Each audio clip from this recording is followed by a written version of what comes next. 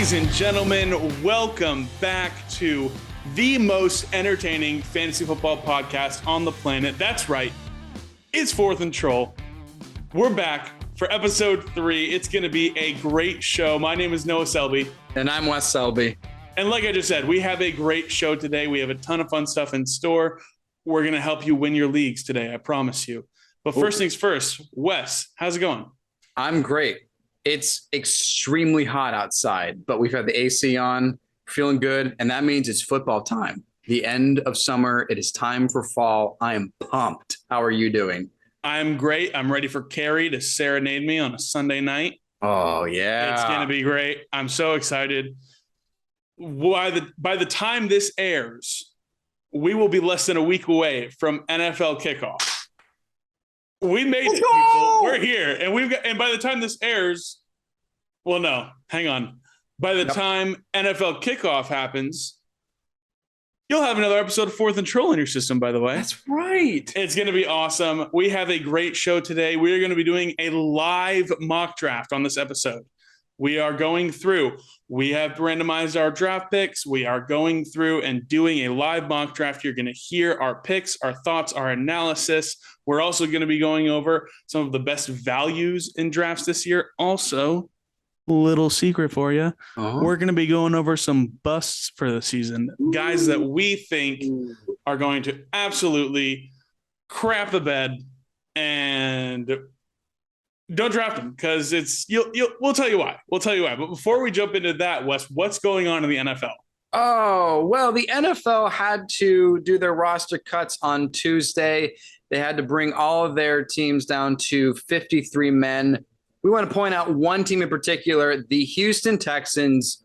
Most notably, they cut Marlon Mack from their team, which means they did. Dameon Pierce, baby, or as we're calling him, Damian Fierce. I've heard that nickname sneak in through. He's supposed to be probably a solid 3-down back. Noah, I got to give you props. You were calling Dameon Pierce was going to be a superstar for the Texans during maybe like July or something, June, sometime way back. I was. I know last episode I said it was back in April at the draft. It was not April. It was June 7th. I went back and found the text, but it was June 7th. I texted you and I said, 2 guys I have my eye on, Dameon Pierce. It was one of them. And I went ahead and called my shot back in June. I was right. I'm hyped. I cannot wait for Dameon Pierce. My projection is that he is going to have potentially like a James Robinson rookie type year, where he's just a workhorse, but on a crap team pretty much. But he's going to get a ton of work. And this release of Marlon Mack was a surprise because I think all of us were kind of waiting on like, oh, this is going to be a tough time to juggle because Marlon Mack's probably going to get work. He's probably going to eat into the workload and stuff like that. He's probably going to take up some touches, some carries. Nope. It's Dameon Pierce season, and I'm hyped. I am so excited to see because he is a pretty good value for this fantasy draft. So I think he is going to be an excellent pick for any fantasy teams that still have to draft. Also, if anyone remembers last season, Marlon Mack actually requested a trade with the Indianapolis Colts because Jonathan Taylor was exploding. So the fact that the Texans are just saying, not even Marlon Mack, we're going to sit with Dameon Pierce, that is pretty big news. Yeah. So also moving on to the Miami Dolphins, wide receiver Jalen Waddle finally returned to practice Tuesday as a limited participant after not practicing since August 16th. Yay. Now, Coach Mike McDaniel has gone on record to say he is very, very, very confident. That is 3 verys, quoting, that Waddle will be available for week 1 versus the Patriots. I actually have him in 1 league, so I'm relieved to know that he is going to be starting because Tyreek Hill is on that team. Jalen Waddle is going to need as much as he can get on that field, especially with the competition that Tyreek Hill has and Tua's confidence as well. Yeah, this is nothing but good news. It's very exciting for fantasy managers, for Dolphins fans, for everyone in the fantasy world, unless you're playing Jalen Waddle week 1. And you were kind of hoping that he wasn't going to come through and they would ease him in. He would maybe come back week 2 or 3. Nope. Very, very, very confident. Very times 3, very to the third power. Mike McDaniel is very confident. Jalen Waddle will be back for week 1. I'm excited. I can't wait. This offense is going to be awesome. I cannot wait. The speed on this offense is crazy. Yeah. I'm so excited for it. They should be great. Their offense should be a great fantasy value. Speaking of wide receivers, Jalen Reagor has been traded to the Minnesota Vikings in exchange for a 2023 7th-round pick and a conditional 2024 4th-round pick. He was a 1st-round pick a couple of years ago, and the Vikings actually have – there's documentation and video of the Vikings laughing when they took him. And the fact that he's not with the Vikings is very fascinating. Justin Jefferson, Adam Thielen. I mean, what does this look like for Jalen Reagor's potential in fantasy this season, Noah? Yeah, the irony is hilarious. I think we've all seen the video. If you haven't, look it up. It's very funny. It was back in like the COVID, the heat of COVID, and so the draft was happening, from everyone's houses, and they just have these webcams on. And Mike Zimmer, you can see like the top part of his head, and like that's it. And it's so funny for them to be sitting there, and the Eagles are on the clock, and they're thinking, oh, they're going to go receiver. Maybe we go safety then. I don't know. And they go, and Jalen Reagor is announced, and they all just start laughing. Yeah. and they're like, oh, wow. Yeah. Get Justin Jefferson on the phone. Here we go. I don't think it means much for fantasy. I'm not worried about Jalen Reagor eating into Justin Jefferson's opportunities. I'm also not worried about Jalen Reagor needing to be fantasy relevant. I don't think he will be. Justin Jefferson, Adam Thielen. I would say Irv Smith Jr. is ahead of him on the receiving block. I would say even Dalvin Cook, maybe a higher, like finished with more targets this season. I'm not too worried about Jalen Reagor. Even if he gets on the ball, he's shown he can't really catch it. So it's not a big deal for me. And I'm not too worried about it. So yeah, I think we're just pointing that out because it was a pretty significant trade, especially being a former 1st-round pick. And just a side note, Dalvin Cook is actually lined up in the wide receiver position on a few formations. So it is legitimately possible that Dalvin Cook has more targets or at least equal targets to Jalen Reagor. Last but not least, Russell Wilson reached an extension contract that totals in total to $296 million for the next 7 years with the Denver Broncos. He must have done a lot to impress them. We know he's great, but wow, that is huge for the Broncos. Broncos country, let us ride. Are we ready for Russell Wilson? I'm going to point this out real quick. Are we ready for Russell Wilson to be on the Broncos until he is the age of 40? Apparently. Because that's what this contract extension does. He hasn't played a snap for them yet. And we know Russell Wilson. He's a Hall of Famer, no doubt. He's a Hall of Famer. He's a fantastic quarterback. He hasn't played a snap for the team. They're like, ready for your 40th birthday party to be with all these guys? Awesome. Go ahead. Here's a bucket load of money for it, too. Yeah. So, I don't blame him. I think lock him up for as long as you can. I get it. He's a fantastic quarterback. I'm sure. I'll say this. Over the next 7 years, I think the Broncos probably win a Super Bowl. So, I think it's probably going to be worth it for him. If this offense keeps going the way it does. I mean, if this offense keeps going the way it doesn't, and they just keep adding talent, and they keep adding talent through the draft or through free agency, stuff like that, they'll figure it out. It's a new ownership group. They're excited. They're hungry. I think they wouldn't have done this unless they thought, hey, I think we have a legitimate shot here at reaching the Super Bowl and becoming a Super Bowl champion and having a Super Bowl parade in Denver. And so, yeah, I mean, not much fantasy relevance unless you were hinging your confidence in Russell Wilson doing well in the Broncos based on whether or not they wanted to have him until he was 40 years old. But if you were, congrats. Go all in on him. There you go. You nailed it. You're ready.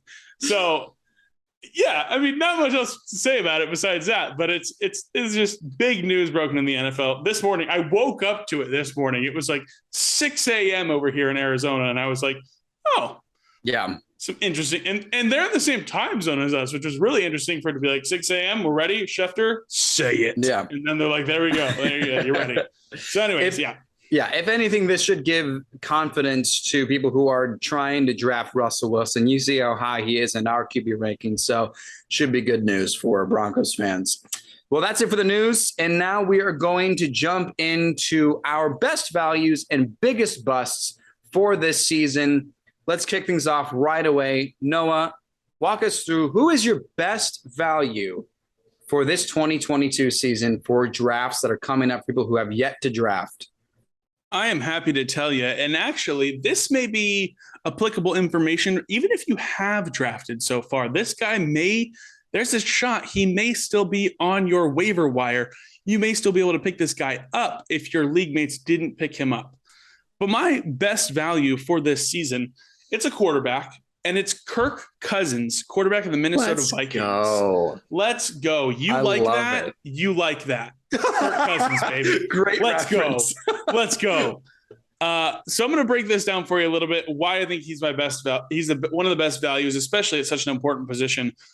Before last season, Matthew Stafford, and yes, I did say Matthew Stafford. Mm-hmm. Bear with me here. Okay. Matthew Stafford had only broken the top 7 in scoring amongst fantasy football quarterbacks once in his 13-year career.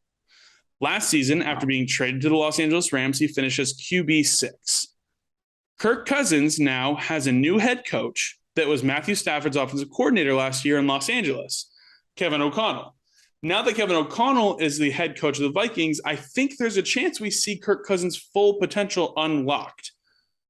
Now, Kirk Cousins is one of just 6 quarterbacks that have thrown upwards of 30 touchdown passes over the last 2 seasons, over each of the last 2 seasons.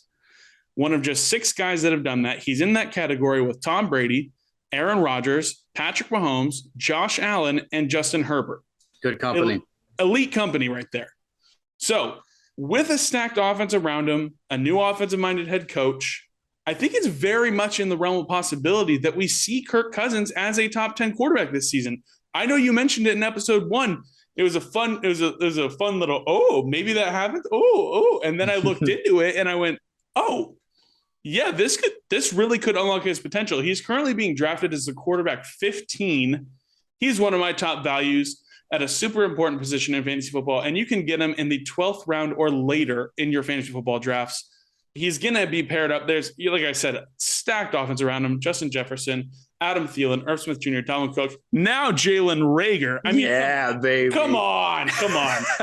Kirk Cousins, great value in this year's draft. I'm super excited to watch him play football. He's on a 1-year deal. They brought him back on a 1-year deal. It's kind of a make or break. So I think he's going to go out there and ball out. I'm excited for Kirk Cousins. I think there's nothing more that I can add to your point with Kirk Cousins being a great value, because I also, as I've said, as you pointed out, think he has a top 10 potential. Justin Jefferson alone, I think, is a reason to get Kirk Cousins. But as you stated, Kevin O'Connell and what he did with Matt Stafford and Cooper Kupp last season, I think there's going to be some similarities with Kirk and JJ in Minnesota. I'm nothing more to add, dude.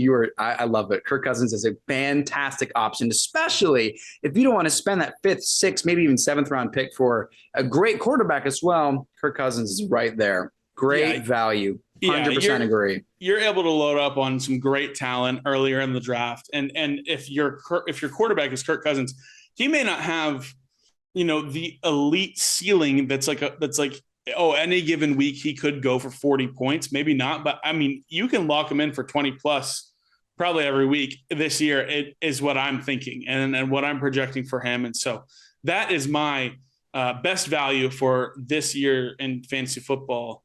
Great quarterback, great opportunity to get him at a great price. That's my best value. Wes, shooting over to you. Who is your best value for this year in fantasy football? My best value this season is going to be running back Elijah Mitchell for the San Francisco 49ers. Mm-hmm. Now, he had a little bit of an injury plague last season, and that's why he has fallen down into the ADP. But I want to kind of provide some of the stats of what he did last season. He played 11 games. On average, he had 15 points per game. He had, on average, 19 carries per game. And in nearly half of those 11 games, 5 of the 11 games, he had over 100 rushing yards. And in just 11 games, he had almost 1,000 yards rushing. His ADP is roughly 70 overall. In the running back rankings, he is RB24. He is behind Clyde Edwards-Helaire and Josh Jacobs for running backs Oof. in where, yeah, exactly. So here's the deal. Running backs are extremely valuable, especially after the second or third round, because if you've done any mock drafts, which you should by now because it's coming up. So unless you've already drafted, of course, but this is the point. Here he is as RB24 off the board. Second, third round, running backs are flying off the shelves. I mean, they are gone. And if you don't get a good running back then, it's really hard. Now, I'm someone who believes that you should definitely have 3 starters unless you have 3 starting running backs, unless you just have like the greatest wide receivers on your team. You know, it's just that's the kind of balance and depth that we want to try to encourage, especially as we're going to do a live mock draft in a little bit. Another point for the 49ers, when they did their roster cuts, they now have, counting their fullback, Kyle Juszczyk, 6 running backs. Wow. And 4 tight ends. That is more than they have wide receivers on their team. You think they have stacking the box a little bit, maybe? Yeah, probably. They're probably gonna have like 4 tight ends just lined up to hand the ball out. Just a 4 tight end set. Plus, on top of this, Trey Lance is a mobile quarterback. And on top of this, Deebo Samuel is what's called a wide back, using his terminology. The Niners are going to run the ball a lot. So, as mentioned before, 19 carries on average. If you want your third running back, Elijah Mitchell there in the 6th, 7th round, maybe even 8. It's possible he drops out of the 8th round. There's a guy that I think is going to be a great value. And you don't have to worry about injuries as much because he's not your top running back on your team. So Elijah Mitchell, for me, I think is a great value, especially with his potential, provided his injuries aren't too bad going forward. Yeah, you make a great point there about not having to worry about injuries, because I think that could be a big hesitation for a lot of people who are drafting and looking at him on the board there and sitting there and going, oh, I don't know. Do I take him there, or do I reach on a quarterback, or what do I do here? I think that's a great point to make, is that he isn't going to probably be your top guy unless you're going like a full, like maybe like a 0 RB strategy in your draft. And so if you're sitting there, you're looking at him there, and he can be your third running back, and you're thinking, oh, he might not play all 16. He might only play 12 or 13. That's fine. He's going to slot into your flex anyways. Yeah. As long as he's available for the bye week of whoever your starting running back is, you're good. And so that's a great point you make there. Elijah Mitchell, not much complaints there, especially a guy who does get, I didn't even realize he averaged 15 points per game. That is, you can get that. I'd take that in my flex every single day. Yeah, I'd take that in my flex every day. And so you've opened my eyes a little bit, Wes. I'm a little bit more excited about Elijah Mitchell than I have been in the past. I too have been one of those people who's gone injuries. Also, Shanahan kind of just decide. I feel like Shanahan's running back just changes a lot, but I think they have found something in Elijah Mitchell, especially given that today, or maybe not today, I believe it was yesterday, Trey Sermon got waived from the team. That's right. Yeah. Trey Sermon got waived. Yes. Like Trey Sermon is not even on the team anymore. This guy that they took, this rookie running back they took ahead of Elijah Mitchell in the NFL draft last year. They spent a higher pick on him, and after 1 year, they said, nah, we're good. And they kept around this guy who I believe was drafted in the 7th round. And so that's telling. That's telling of their plans for him. And so I do think Elijah Mitchell is for me, in my eyes, a much greater value, especially everything that you just said. So I am on board there with Elijah Mitchell being a great value in drafts this year. I love it. Especially, I think someone like Elijah Mitchell later on in the draft gives you a chance, a little more comfort to take maybe a top tier tight end like Mark Andrews or Travis Kelce, or to get a second receiver right away in that 3rd or 4th round. Yeah. Well, let's move on to what Noah and I are very excited about. We want to talk about the biggest busts of 2022. Noah, let's hear it. Tell me, who's the biggest flop, the biggest bust, the biggest disappointment? Thrilled. I'm so excited to share this with you. When we were planning this episode, originally my bust pick was going to be Breece Hall, the running back for the New York Jets. I sent a text and I said, my value is going to be Kirk Cousins. My bust is going to be Breece Hall.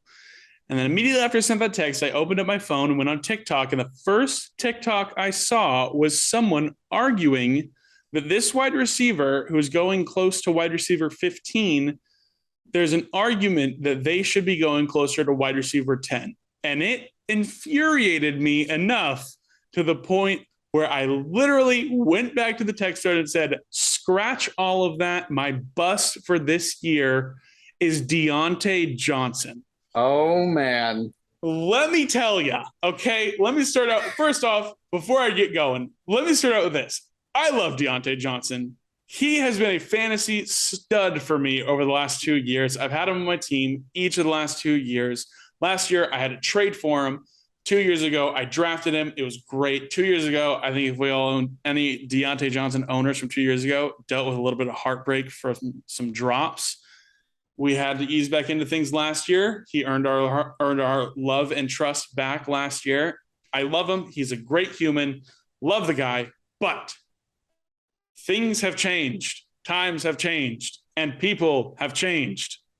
Diontae Johnson had the second most targets per game over the last 2 seasons. In fact, over the last 2 seasons, he only had 7 games with less than 10 targets.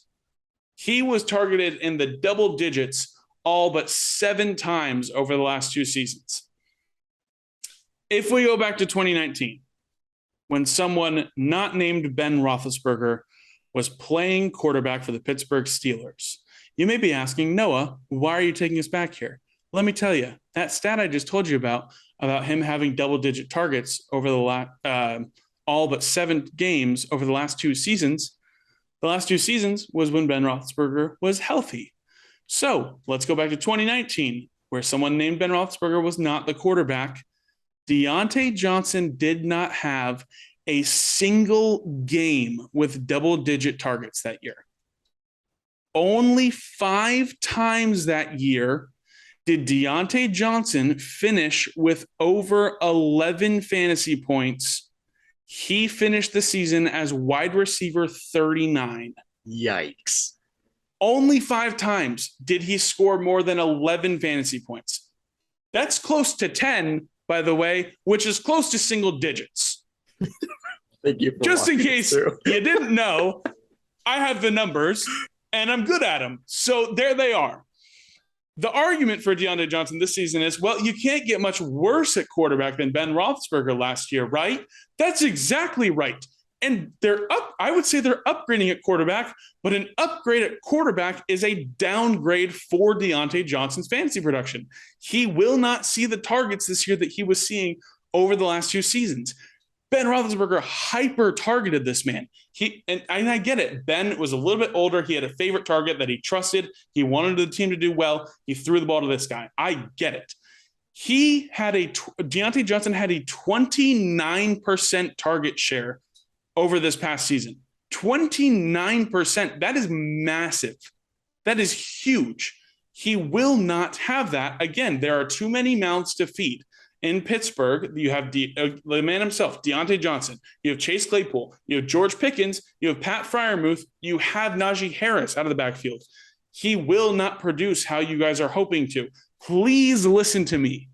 I am trying to win you guys your fantasy leagues. Please listen. He will not return on the wide receiver 17 draft position that you are taking him at in the 5th round. He will not return on that.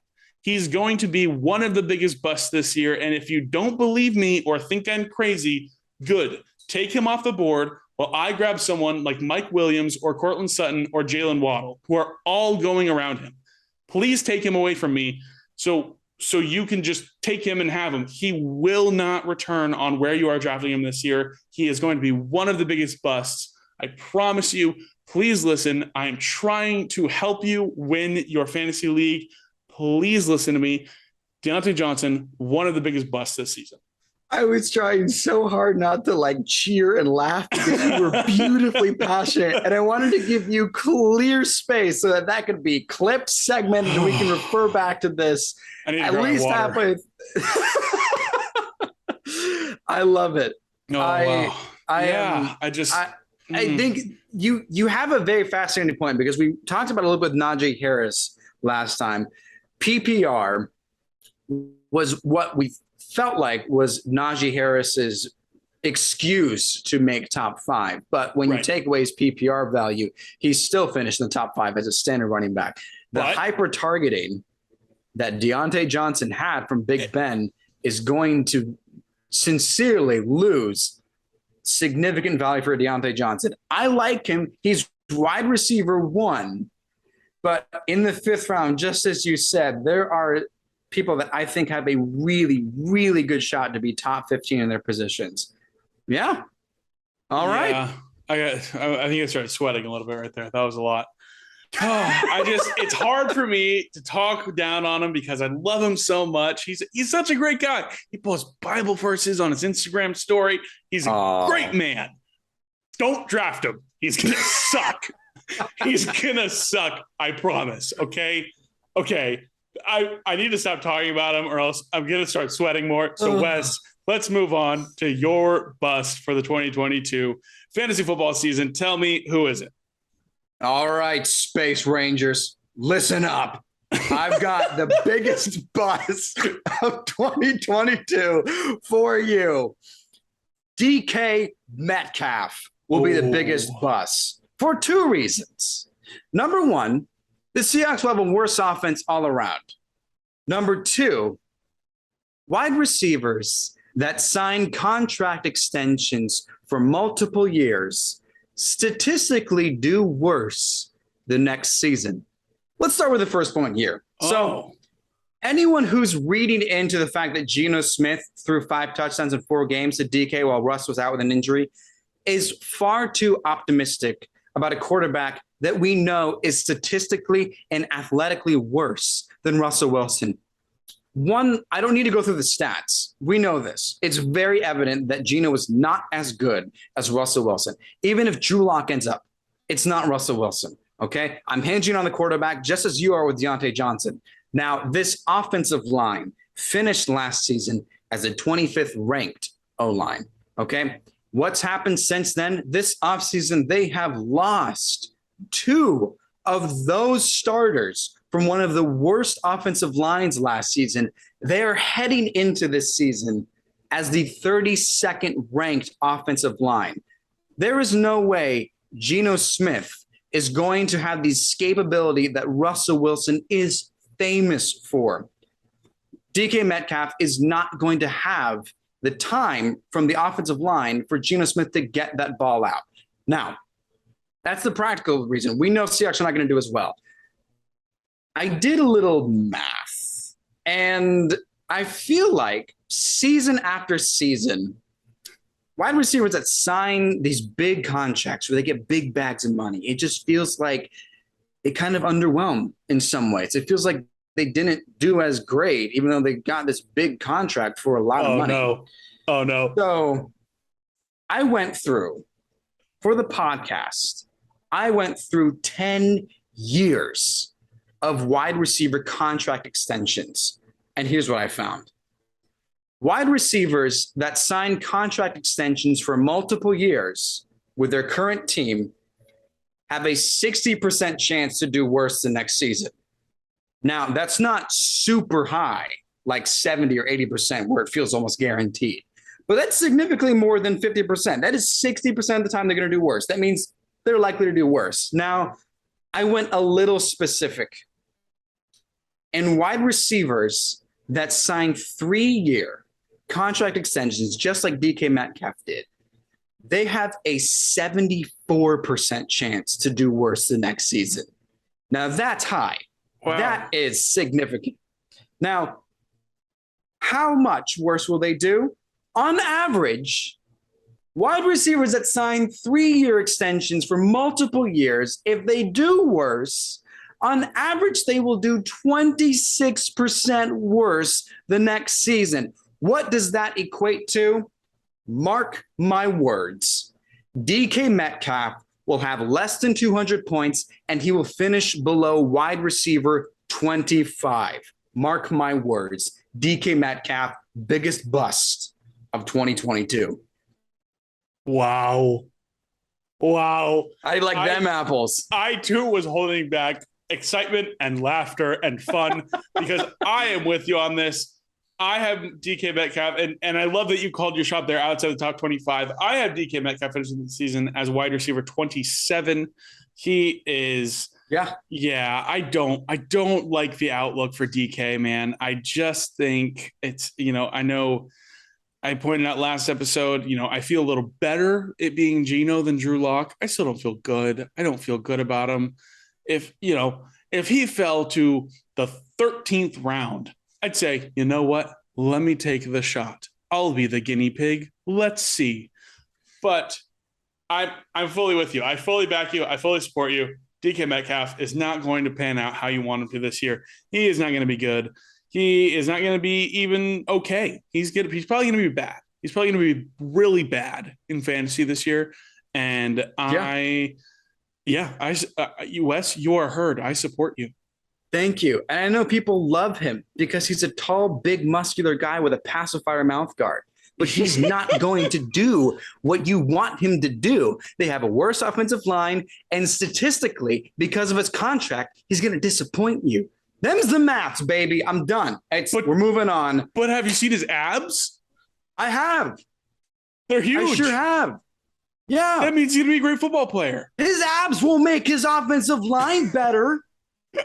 If he don't, maybe if he figures out how to surgically remove them and donate one ab each to them, one ab, so they can all have a little more strength there, a little more push off the line, a little more get low, get under the pads, get under the shoulders. I'm with you. He is not going to be good. I am not excited about it, and I'm just, I'm ready to. I think I just threw up in my mouth a little bit talking about him, so I'm ready to move on. Are you ready to move on? I'm ready to move on. Sweet. Well, ladies and gentlemen, it's that time. It is time for Fourth and Troll Fantasy's first ever live mock draft on the episode. Let's hear it. Let's hear it. I know you're all cheering and clapping and screaming in your workplaces, in your cars, on your drives to work. Keep those hands on the wheel. Don't veer off. That would suck. So, all that being said, we've adjusted the lineup a little bit for our draft this episode, so there won't be any kickers or defenses because those are pretty boring and they're just not super fun to take. And I know there are some leagues out there that don't even have kickers and defenses on their or in their lineup. And so, what we're doing here, we're going to go 14 rounds. I am drafting with the 6th overall pick here, and Wes is drafting with the 10th overall pick here. So that being said, let's go ahead and start up here with the first ever Fourth and Troll Fantasy live mock draft. The draft is now open. Here we go. Here we go. So off the board, right off the bat, is what you would expect. It's going to be those top 4 running backs there. It's going to be first, actually, here went Christian McCaffrey at 101, then Derrick Henry, and then Austin Eckler, and then Jonathan Taylor. Jonathan Taylor went 4th. Does it sound like anybody that you may have listened to recently talking about how Jonathan Taylor may not be RB1? Maybe so. Who knows? But then Justin Jefferson went off the board right after them.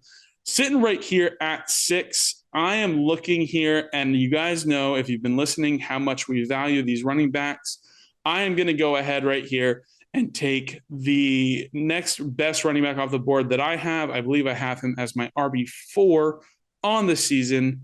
He is named Dalvin Cook, and I'm going to go ahead and take him right here. Yeah, that's a great pick. Especially, I feel like he has the potential to go a little bit earlier. And I like him a lot. And right after you were taken, then Cooper Kupp went, and then it was Najee Harris, Jamar Chase. And on the board here, I have my options for Joe Mixon, Devontae Adams, Stephon Diggs. Travis Kelce is also right here. That would be very interesting. But what I'm going to do is I think I have to go with a running back. And the reason is because I have the 10th of 10 teams, by the way. I have the last pick in this round. And by the time the 3rd round comes, I don't like how many options I have for running back. So I'm going to stick with Joe Mixon. Even though he's not in my top 10, I want to make sure I have a good running back. So I took Joe Mixon, and I think you're back to back, man. I am back to back. You're back to back. You're right here at the turn. So you've got both these picks here. And I think then, because I have the next pick, I think I will, quote, reach for my preferred running back. which would be Aaron Jones, who is roughly 7 picks in this ranking after where I'm picking. But I'm going to start with Joe Mixon and then Aaron Jones. Mm-hmm. I don't blame you. Great duo of running backs right there. Joe Mixon, Aaron Jones, both guys who should see great work this year. Joe Mixon, obviously the lead guy. Aaron Jones, maybe in a bit of a split, but I think he is going to be still a complete and total powerhouse of a running back. After you take those two guys, Alvin Kamara goes off the board. Travis Kelce, who you were looking at as a little bit of an interesting pick there, goes off the board at 203. CeeDee Lamb goes off the board right after him. And I am on the clock here, and I'm looking at great players, I think. Some great players right now. I'm honestly in a position where I'm looking here and I'm going, I can't really believe this guy got back to me. And so wow. I'm going through here. I'm looking, and you know what? I could go off of where our ADP is at right here on this mock draft platform we're looking at. But what I'm actually going to do is I'm going to defer to my rankings here, and I'm going to go with my highest rated wide receiver right here. And I'm going to go ahead and take Stephon Diggs right here at the 205. I have him as my wide receiver 3 this season. I was picking between him and Davante Adams. I couldn't believe Davante Adams was still there, but he was. And so, it was a bit of a toss up there. I don't blame you either way you go, but I went ahead and went with Stephon Diggs. After that goes DeAndre Swift and then Davante Adams. I can't believe this team here started out with Jonathan Taylor and got Davante Adams in the second round. That is crazy. Awesome. That's an awesome team. So Davante Adams, then Nick Chubb, Tyreek Hill, Deebo Samuel, and then Saquon Barkley, who I was hoping maybe would come back around to me. I'm a little bummed he didn't, but it's all good there. We see the first quarterback go off the board, Josh Allen. Javonte Williamson goes off the board, and then Mike Evans to the Davante Adams, Jonathan Taylor team. This is a stacked squad right here, man. It's a pretty good team. Right after it goes Keenan Allen, and then it shoots back around to me. This right here is a no-brainer for me because I went wide receiver. I'm going to go ahead and take the next best running back off the board, who just so happens to be my RB8 on the season. It is Leonard Fournette. I'm going to go ahead and grab him right here. It's a bit of a no-brainer for me. I'm going to go ahead and take him there. Yeah, you love Leonard Fournette, and I think there's a really good chance that he falls in the third. I actually have him in one league. He fell to the 4th, and I couldn't believe it. So my goodness, if you see Leonard Fournette and he's right there, I think with the chance that he's going to have another solid season. I love that pick. After Leonard Fournette, after you took Fournette, then it was Mark Andrews, Ezekiel Elliott, second QB off the board in the late 3rd round, Patrick Mahomes, and then I will close out.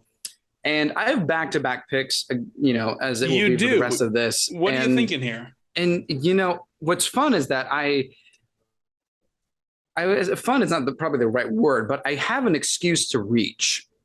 You do. Because I have to get someone that is important to me. So what's great is that I actually really like the next 2 players in the ADP. Now, I would not prefer to – I've talked about A.J. Brown. I was hoping that A.J. Brown wouldn't be my wide receiver 1 in my lineup because I've seen him go a little bit later, but I will take A.J. Brown as a wide receiver 1. Sure. And then right after that, the next guy, the next highest ADP, I'm going to go get Kyle Pitts. So I'm going to start with 2 running backs, wide receiver, and a tight end. And you talk about Kyle Pitts. This is his year. He's finally going to have a great season.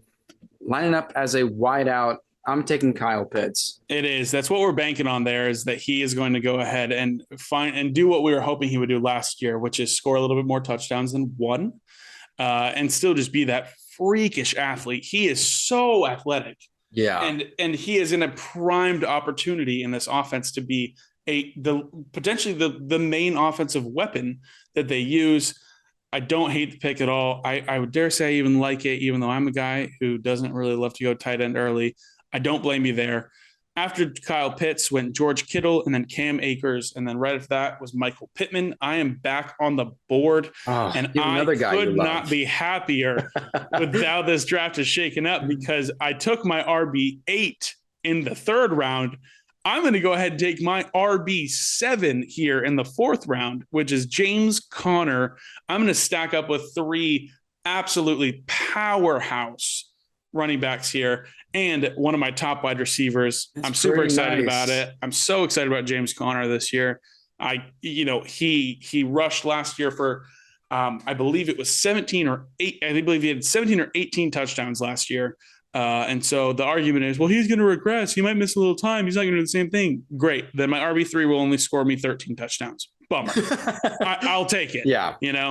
Right after James Conner went T. Higgins, and then Justin Herbert went off the board there at the 407. Breece Hall went here at the 408. Quite early there for me. He was going to be my bust. Yeah, we got Jalen Waddle there after him, Terry McLaurin, Travis Etienne at the 501, and then Deontay Johnson, who was my bust. I'm going to start sweating again. David Montgomery right after him, Darren Waller going off the board here, and then DJ Moore. And I am back on the board. And well, who do we have here? I am quite excited to be in this position. I know I took running backs early. I took a lot of guys early that I was, and so I did go wide receiver as well. But we're back here. I've got 3 super solid running backs. I'm super stoked about them. I'm going to go ahead and target my next highest wide receiver here, which is going to be Mike Williams of the Los Angeles Chargers. I think he's in for a great year, and I'm super excited about it. And I cannot believe you're in the position you are in right now. Oh my gosh. Oh, I have to explain the draft. Okay, so after Noah took Mike Williams, it was back-to-back quarterbacks. Joe Burrow went, then Lamar Jackson went, and then my biggest bust, DK Metcalf, went, which leaves me with Courtland Sutton, my wide receiver 5 on the year. I cannot believe how this fell. Wow. That is awesome. So, hey, I'm going to take Courtland Sutton here. Go for it. In the late 5th round. Now, with my next pick back-to-back, I'm going to be a man of my word because I just hyped him up as my best value. I should have 3 solid running backs on my team, flex option, and I'm going to go ahead and take Elijah Mitchell, who's just a few slots down the 80. I think, as I mentioned, he's got great value. If he's injured, it's okay. If he's injured, I have Joe Mixon and Aaron Jones to take care of the running back position for me.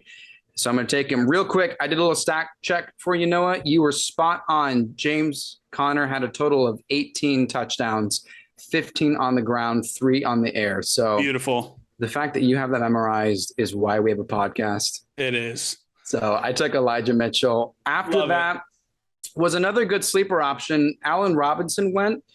Then Brandon Cooks, who has had several consecutive 1,000-yard seasons. And then Josh Jacobs, the next running back after Elijah Mitchell. You are up, Noah, 6th round. Who are you looking at?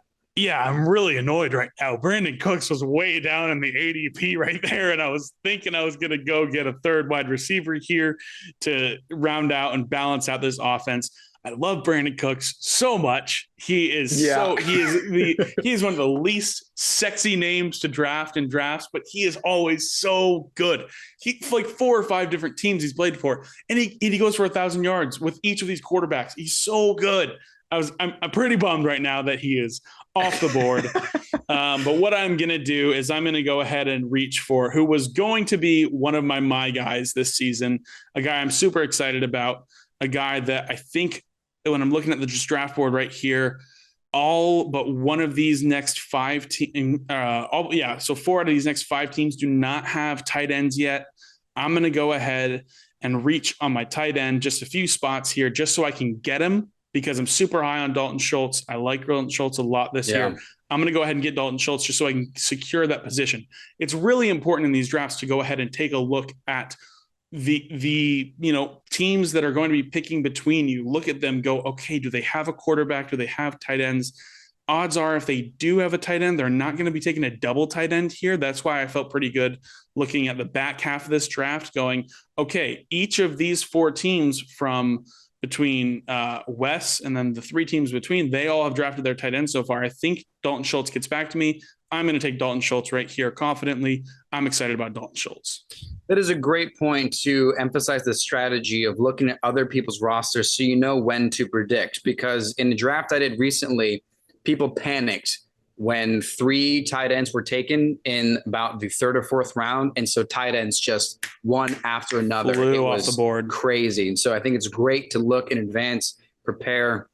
Good thinking, Noah. I love it. Thanks, man. I appreciate it. So, we should do a podcast sometime. We should try that out. Might be pretty good. Could be good. I'm going to go ahead here. I'm doing a little bit of looking ahead again as well. I think we all know I love me some Tom Brady this year. He is sitting there projected to get back to me. All but one team, and that's you, Wes. So I'm saying it out loud. All but one team has taken a quarterback between when I will be picking again. So I'm going to wait on Tom Brady here, and I'm going to go ahead and take a guy that I'm also very excited about this season. I feel great about having him as my wide receiver 3. I'm going to take Rashad Bateman off the board right there. I mean, I should have known you were going to do it, but yeah, I was just hoping. Yeah, man, that's my guy, awesome. Man. He's my guy. He is your guy, and I will.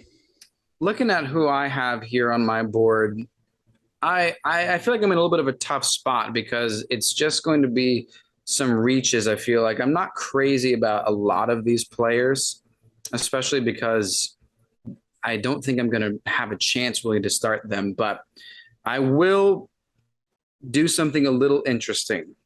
Do it. Because I think there is a decent strategy in considering trade bait.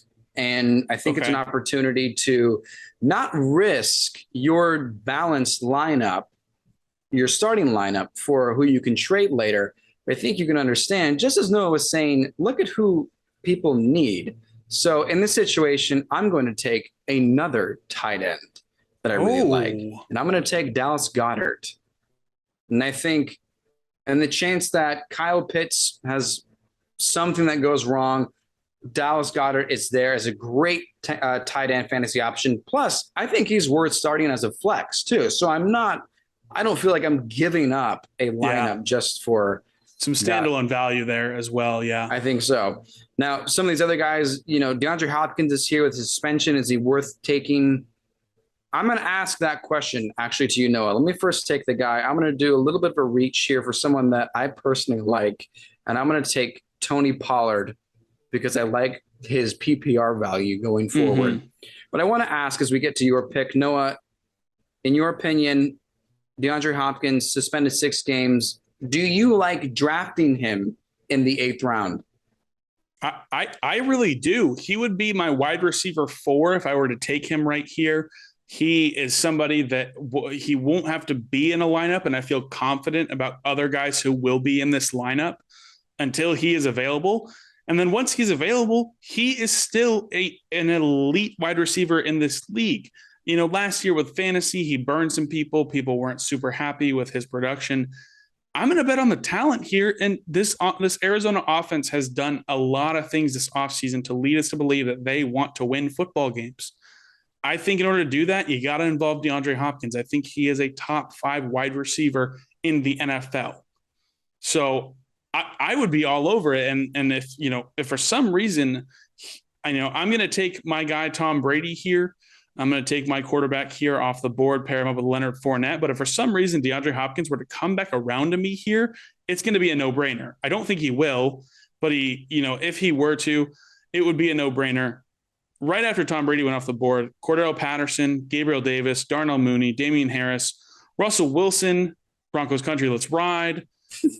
And then DeAndre Hopkins, who we were just talking about, went off the board. And then we had Drake London, Jalen Hurts, another quarterback off the board, Devontae Smith, Chase Edmonds, and then back to me. I was really hoping Chase Edmonds would get back around to me so I could just have a little bit more depth that I am confident in this lineup.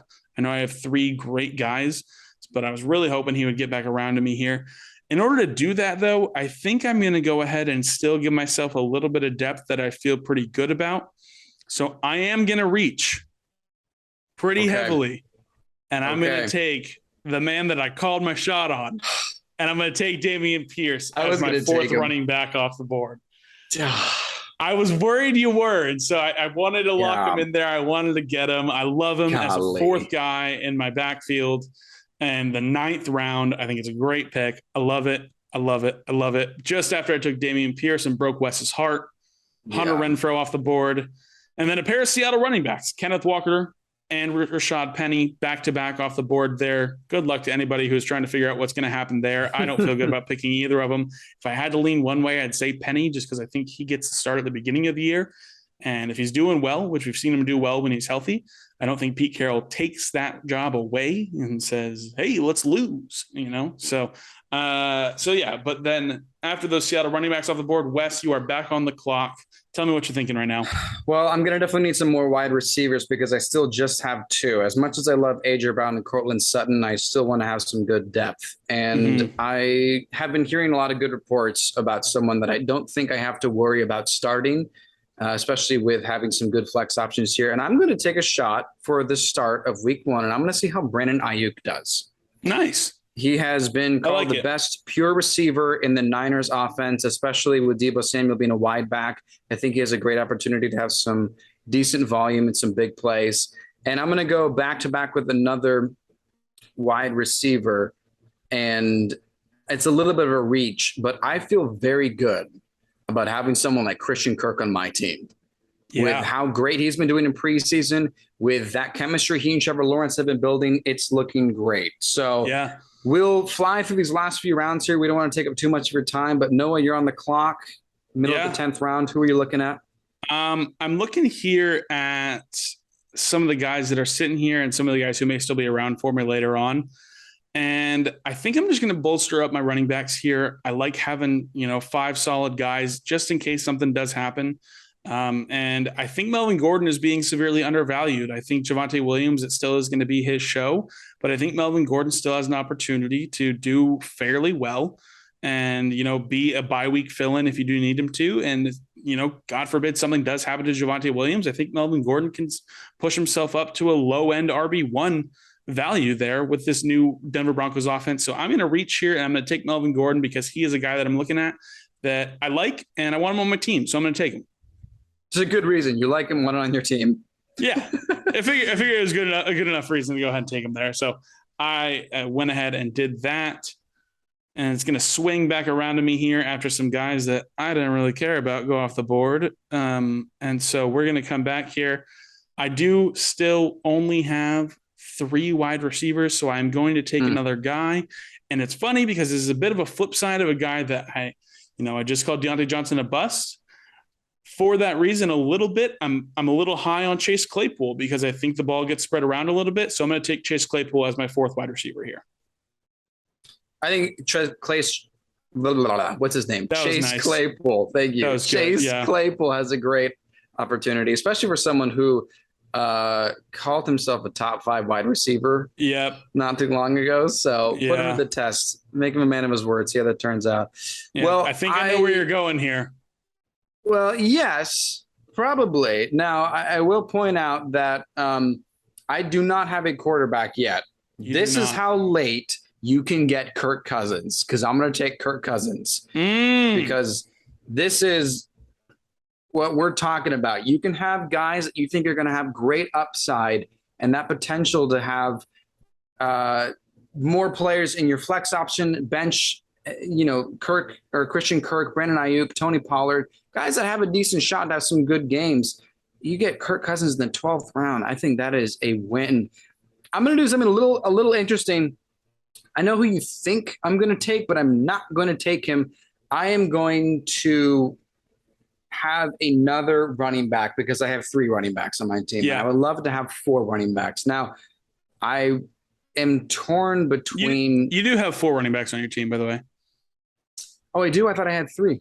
You've got Mixon, Jones, Mitchell, and Pollard. Mm-hmm. That's right. I have Pollard. Okay. I still like a running back, though, and I still want to have someone else. I'm going to take Darrell Henderson, actually. I have heard some reports recently that there may be a bit more of a split than people think. Yeah. So I like it. I'm with you. And Cam Akers has an injury that's lingering. So I think there's a really good shot Henderson is going to probably start out the season doing pretty well. So, yeah, I think he will. I'm going to go ahead here. I'm going to go ahead here and take a guy that is the reason I felt so comfortable taking Dalvin Cook in the first round. I'm going to grab his handcuff, Alexander Madison. here in the 12th round, just to go ahead and lock him up here. In case something does happen to Dalvin Cook, we've seen Alexander Mattison take on a full workload in the past couple of years. I think he's a big reason that Dalvin Cook is a safe pick in the first round, because if you are, having issues or you have something going on here with Dalvin Cook, you have no worries. If you have Alexander Mattison, you just go ahead and you take him. I am going to go ahead and take my guy, Wes. I'm going to take a shot on Julio Jones here in the 13th round, especially given that I have Tom Brady, I have Leonard Fournette. If we get a little trio stack here, a little triple decker, I wouldn't mind it at all. Like we were talking about, you have nothing to lose with players like this. I mean, this nothing is to just lose for potential upside. Yeah, I'm making the decision right now between Julio Jones or Jarvis Landry or Tyler Boyd. Yeah. It's a no-brainer to me. Yeah. And speaking of no-brainers, I'm going to take someone who has a very good shot to be Kansas City's top wideout. I'm going to take Marquez Valdes-Scantling at the end of the 13th round. For my last pick of the draft, again, no kickers, no defenses. I'm going to look through and I'm going to take a very interesting running back option. There is a lot of confusion as to how Miles Sanders will do with his injury, with the lack of production he's had in the few years. And there's some little buzz going on with Kenneth Gainwell. Nothing to lose. 14th round with someone who could end up being the running back one on the Eagles roster. Kenneth Gainwell, 14th round. At least at the worst, it's someone to drop if someone explodes in the next couple of weeks when the season gets started. Exactly. Right there with you. I agree completely.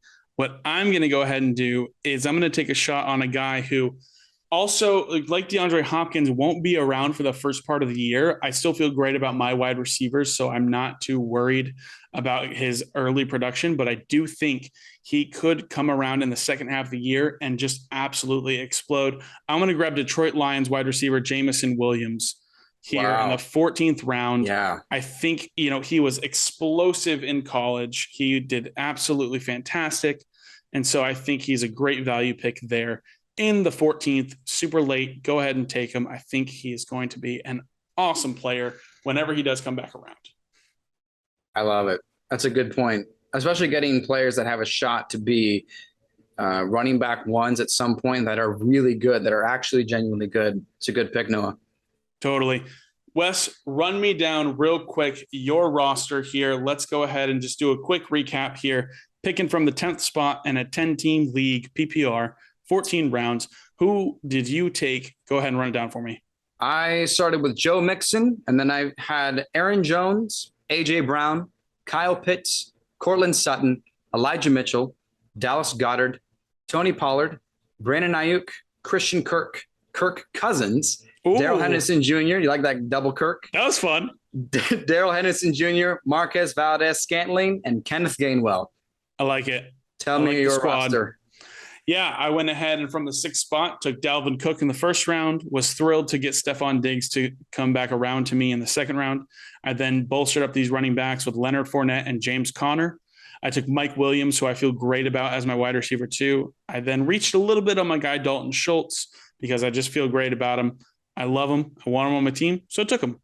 I have also then taken Rashad Bateman as my third wide receiver, grabbed my guy Tom Brady to stack him up with Leonard Fournette. I reached a little bit on Dameon Pierce. I took then Melvin Gordon off the board, Chase Claypool, Alexander Mattison to handcuff for Dalvin Cook.